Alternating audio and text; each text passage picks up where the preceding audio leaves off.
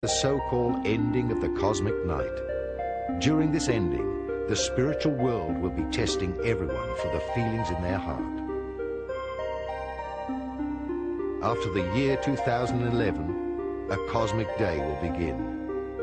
This cosmic day will announce itself with a sudden, incredible light, and humanity will become conscious. The earth will be illuminated, and creation will reveal its completion.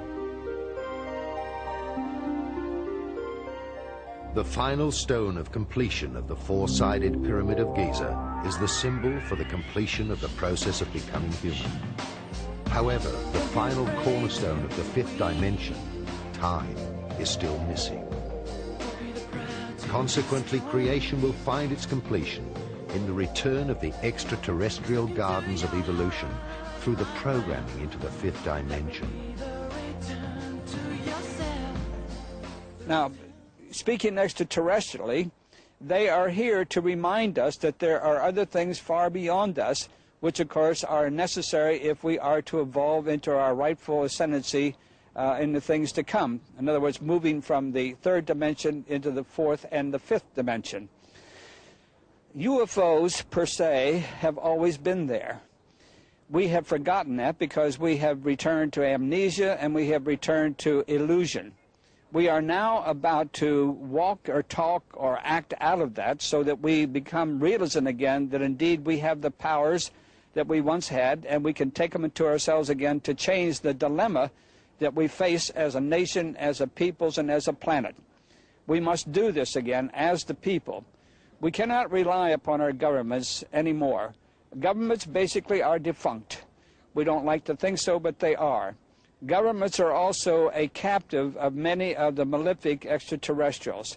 That was true during the Third Reich. It is now true of the United States government, and I don't know how many more. It is time to turn to those who have our best interests at heart. And those who do have our best interests at heart are known as the Guardian Forces. The Guardian Forces outnumber the malefic or bad extraterrestrial forces somewhere around 10 to 1. And yet we do not turn to them, in time of need. Again, to invoke them, again to get them to step in our direction and to assist us, we must do so through prayer and meditation and love and light and balance. And if we do that again, then we invoke the power, if you will, of the Guardian Forces. We give them the necessary power which they need to deter the malefic forces, including the wormwood planet. These things, of course, are very simple, and I think for some people they're too simple. They would rather think that we have to turn to some advanced type of technology or some advanced type of weaponry. Those days are over. If we are to graduate as a planet and a peoples, we must return to the godly principles that we once exercised and had when we first came here, or before we actually came here from the fourth dimension into the third. We must return to that godliness. We are in the last days, and the battle of the spiritual powers to win over souls has started. Old and new prophecies are to be understood symbolically. The last judgment has already begun. The experience will be different for everyone. The time factor rapidly decreases during these last years, and every one of us will reap increasingly faster the harvest of the seeds that we have sown in order to fulfill our karma.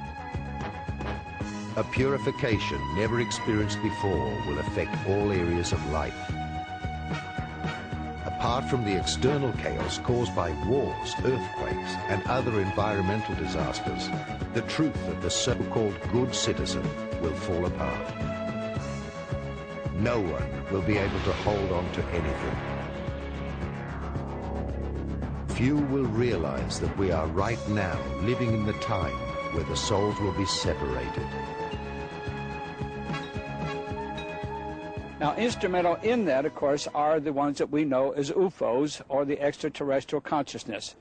We know, too, that there are two types of extraterrestrial consciousness. One is good, or you might say they have our best interests at heart. The other one does not, and they are the malefic ones. I don't want to go too far with that. I would only say that they represent the two faces of God. It is the same energy. It's our interpretation of that energy. And It's up to us to deal with it in a responsible way. I would like to lead this also into a prognostication which has been about for thousands and thousands of years. Going back to the references of the wormwood planet, I mentioned one, of course. I mentioned the Bible, Revelations chapter 8, verse 11. I would also like to make reference to the Sumerian text. If you were to review the Sumerian text, which is the first recorded history, of course, of what is known as wormwood, you will find then that it progresses up through the Chaldean chronicles, Babylonian chronicles, and on into the Judean culture and chronicles. And of course the latest of that being the Bible under Revelations chapter 8 verse 11. Now what is the wormwood planet? Well, there's many speculations about the wormwood planet, but I don't think that speculatively we can deny that it exists, because there's proof, although not written, but there's enough proof at hand and at large at this point in time that world government is fully aware of the so-called wormwood planet. It isn't the first time that the wormwood planet has visited our planet and caused mass devastation and chaos. It's been here, of course, over a period of thousands and thousands of years, and there's scientific proof and also materialistic proof that they have flipped the axis of this planet over 330 times in the past. A new superhuman being will be born. Earth is now close to the birth of its new human being before she enters the full light of the day of the golden age. Dawn has already started. The ascension is the resurrection. Many are being called, but only a few are chosen to become the seed for the new mankind, because the spirits will soon be separated. The vampires will not survive the harsh light of the new day of creation. The change which the earth will experience during the purification process by throwing off the ballast will be unbelievable. During this time, when the earth, groaning, rids itself of the poisons which humans, in their blind ignorance, have inflicted on the planet, it will shake off this burden, and divine grace will help cleanse the lower astral collective body, all three-dimensional structures, with an indescribable fire. The time is near when the earth will unleash the elements, and the angel of judgment will purify it through fire, water, and earthquakes. During her pain or giving birth, Mother Earth will suffer a near breakdown, which will culminate and end in the burning of all that is inferior.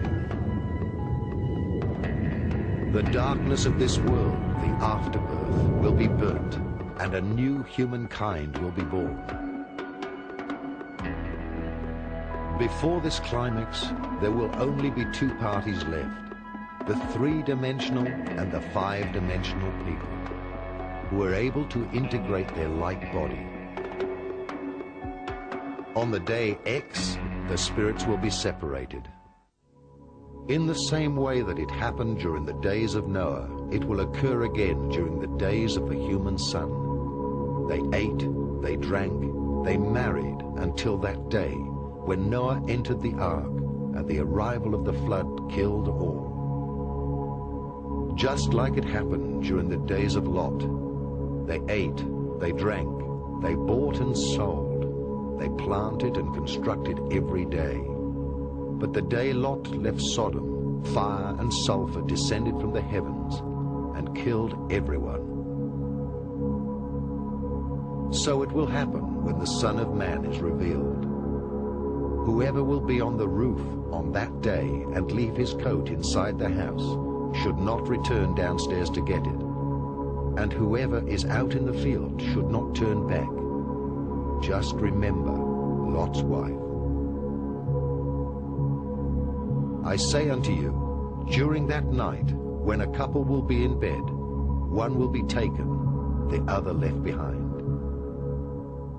Jesus used Noah as an illustration of end times. He indicated that just as it was in the days of Noah with the flood, so at the end of time there would be devastation. And just as the flood cleansed the world of that time, of sin, so with the coming of Jesus there will be a flood of fire that will cleanse the earth. One can visit the area of Mount Ararat, which is the area of eastern Turkey. Ararat, of course, covered the area of Armenia, Turkey, some of Iraq, quite a large area. And in the Tenderek Mountains there, across from Agri-Dag, which is the mountain that is usually referred to as Mount Ararat today, there's been quite a bit of focus of attention upon a boat-like shape in recent times.